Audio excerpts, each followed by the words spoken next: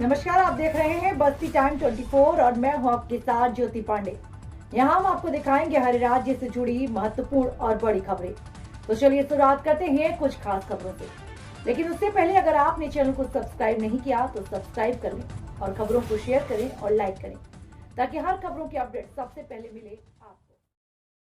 आयकर विभाग द्वारा एमएसएमई के नवीनतम प्रावधान धारा 43(b)(h) के तहत आयकर प्रावधानों की जानकारी संयुक्त आयकर आयुक्त निधि नायर द्वारा बालोतरा में लघु उद्योग मंडल द्वारा आयोजित कार्यशाला में प्रदान की गई।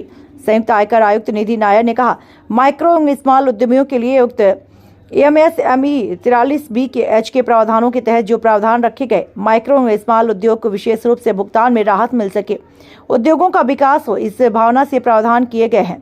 कार्यशाला में विशेषज्ञ चार्टर्ड अकाउंटेंट अमित कोठारी द्वारा एमएसएमई द्वारा 43(b)(h) नवीनतम प्रावधानों के संदर्भ में विस्तृत रूप से प्रोजेक्टर के माध्यम से भी जानकारी प्रदान की तथा माइक्रो और स्मॉल इंडस्ट्रीज को इसके संदर्भ में जागरूकता के साथ कार्य को करने का आह्वान किया।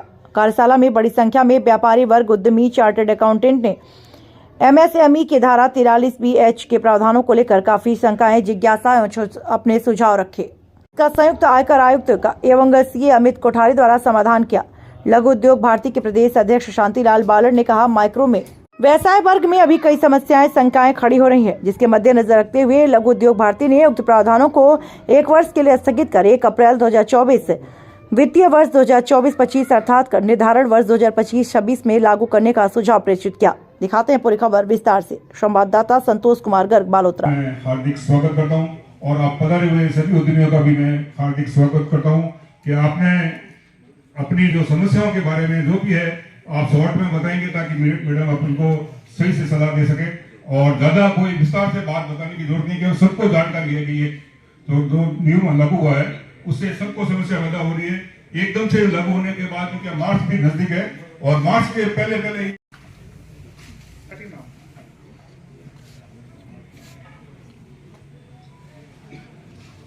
मैडम का सम्मान पूरे बालोतरा नगरी की ओर से किया जा रहा है।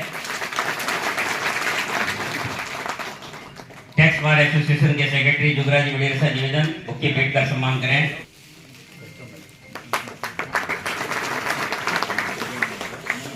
तो है ही है, लेकिन लघु उद्योग मंडल ने बताया, डीएम कोठारी साहब हमारे इस पूरे राजस्थान के गौरव ही नहीं भारत के गौरव है, तो उनके अमित जी कोठारी का भी जबरदस्त कमांड है टैक्सेशन के हर सेक्शन पर। तो आज एमएसएमई के सेक्शन के ऊपर भी बहुत विस्तृत जानकारी देंगे। उनका सम्मान करने के लिए हमारे बालोतरा लघु उद्योग मंडल के सेक्रेटरी कमलेश जी चोपड़ा से निवेदन, साफा पहनाकर अमित जी कोठारी साहब का सम्मान कर।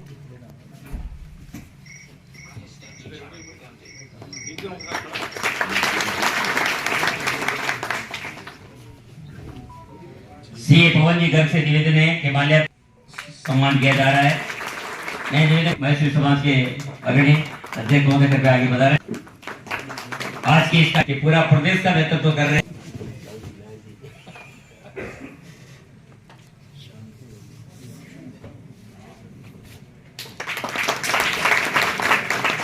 हमारे चार्टर्ड अकाउंटेंट साथी सिद्धार्थ जी मैसूरी से निवेदन है कि कृपया। और ये प्रोविजन ये कहता है कि where any SSC is liable to pay to any micro और स्मॉल एंटरप्राइजेस, और उसका अगर payment section 15 of MSME act के अनुरूप नहीं किया गया है तो उसका पेमेंट केवल एक्चुअल पेमेंट जब वो करेगा तब उसका डिडक्शन मिलेगा। ये एक प्रोविजन 154(h) में किया गया। इसके साथ में जो मैंने बताया कि एक प्रोविजन इन्होंने पहले दूसरी लाइबिलिटीज के लिए किया था कि अगर आप ड्यू डेट से पहले अगर पेमेंट कर देते हैं, जैसे आपका 31 मार्च चॉइस खत्म हो रहा है, अपन सारी बात 31 मार्च चॉइस को लेके करते हैं क्योंकि ये फर्स्ट ईयर है और इस फर्स्ट ईयर में जो प्रोविजंस अपन देख रहे हैं, तो मैं डेट्स भी अगर कोई बता रहा हूँ तो 31/3 चॉइस के लिए बता रहा हूँ। 31/3 चॉइस में अगर आपने कोई भी ऐसा लाइबिलिटी है तो दूसरी गवर्नमेंट ड्यूज के लिए तो ये प्रोविजन है कि अगर आपका ड्यू डेट से 31 जुलाई है या 30 सितंबर रिटर्न का है, अक्टूबर आपका ऑडिट का है, तो उस टाइम से पहले भी अगर पेमेंट हो जाता है तो उसका आपको डिडक्शन मिल जाता है या वो आपकी इनकम में एडिशन नहीं होता है।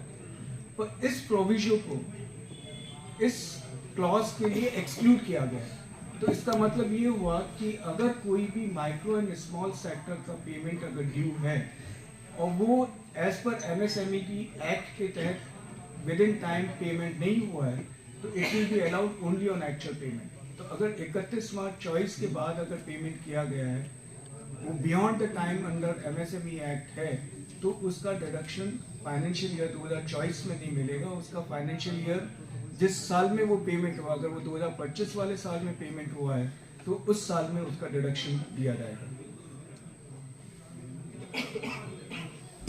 इसका जो कंफ्यूजन क्रिएट हुआ MSME एक्ट के प्रोविजन इनकम टैक्स में लाने का, इसका मुख्यतः कारण यही था कि ये large segment of Indian economy को इफेक्ट कर रहा है, क्योंकि हर SSC का किसी न किसी MSE एंटिटी से कोई न कोई परचेज या सेल ऐसा रहता है। ज़्यादातर लोगों का ये ध्यान जाता है कि जो परचेजेस है, लाइबिलिटीज़ हैं, उसके अंदर वो पेमेंट का ध्यान रखना है। मेरे को यहाँ आने के बाद ऐसा मालूम पड़ रहा है कि काफ़ी इवन सेल्स के ऊपर भी यहाँ की इंडस्ट्रीज को काफ़ी इम्पैक्ट ये कर सकता है ये प्रोविज़न, और ये ज़्यादातर SSCs को, ज़्यादातर बिजनेस कम्युनिटी को ये इफेक्ट करेगा।